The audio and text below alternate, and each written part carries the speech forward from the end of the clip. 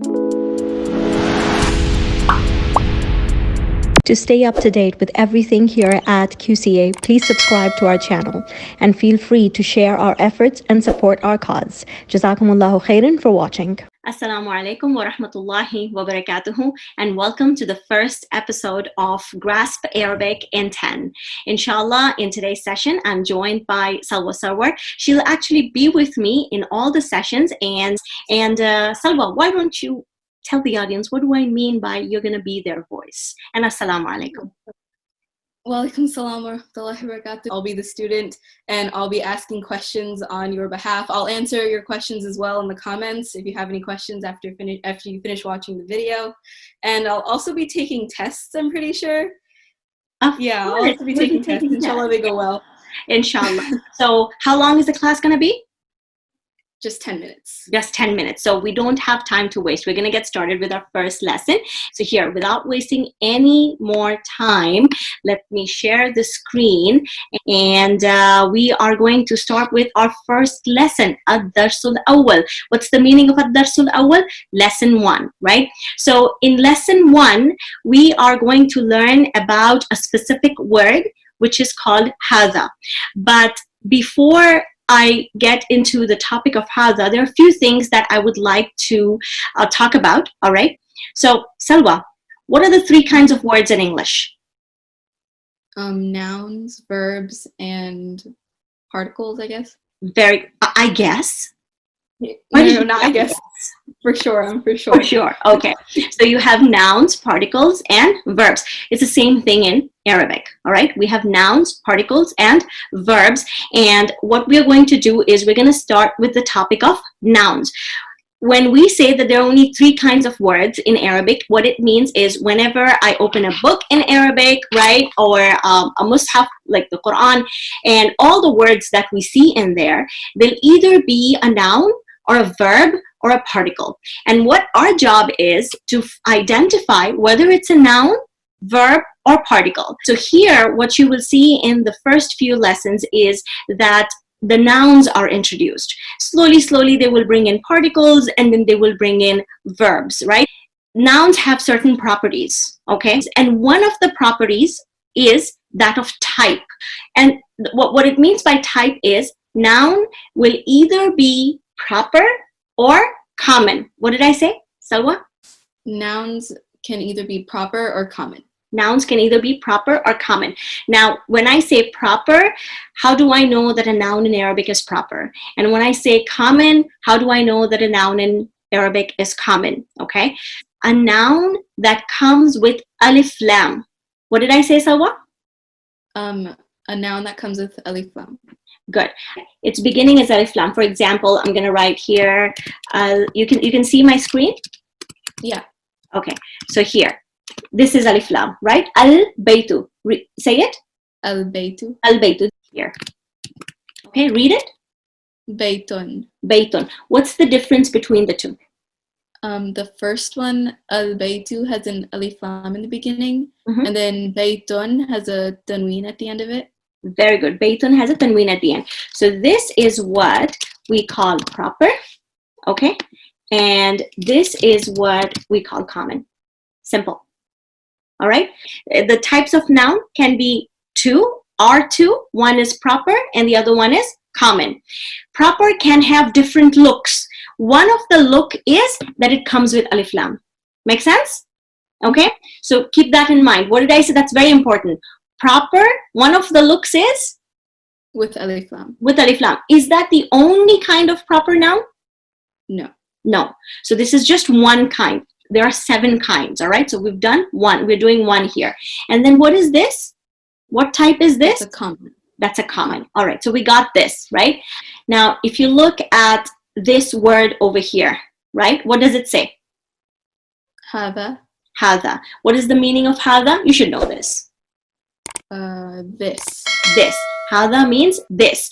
So here, if you look at this sentence or fragment, we'll figure it out in a little bit, okay? If you look at this over here, again, read this one. Hadha. Hadha. And what is this? Baytun. Baytun, right? Of course, the picture is given over here, so you know what the meaning is, right? means house. Yeah, very good. You got 100. Thank you. All right. Now, hada meaning is what? This. This. And baytun meaning is what? House. House. Now, put the two together.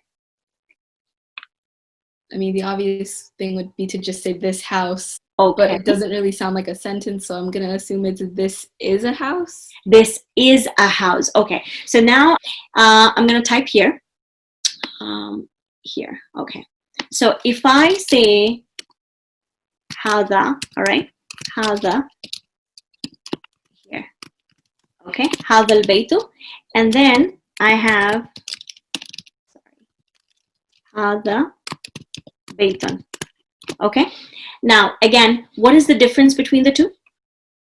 هذا البيت, the al-baytu has an alif lam, and then in the second one, baytun has a tanween at the end. Baytun has a tanween at the end. So, but both have hada in them, right?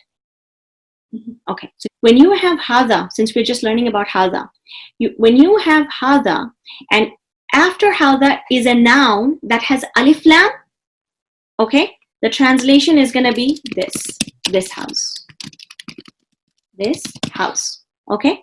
And then when you have hada baytun, the translation is going to be this is a house, right? So now, Salwa, you tell me, when can we translate a group of words as a fragment, and when can we translate a group of words where it becomes a sentence? Okay, that's alarm. That means 8 minutes. We're into 8 minutes. 8 minutes are done. Good, we're perfectly on time. Go ahead.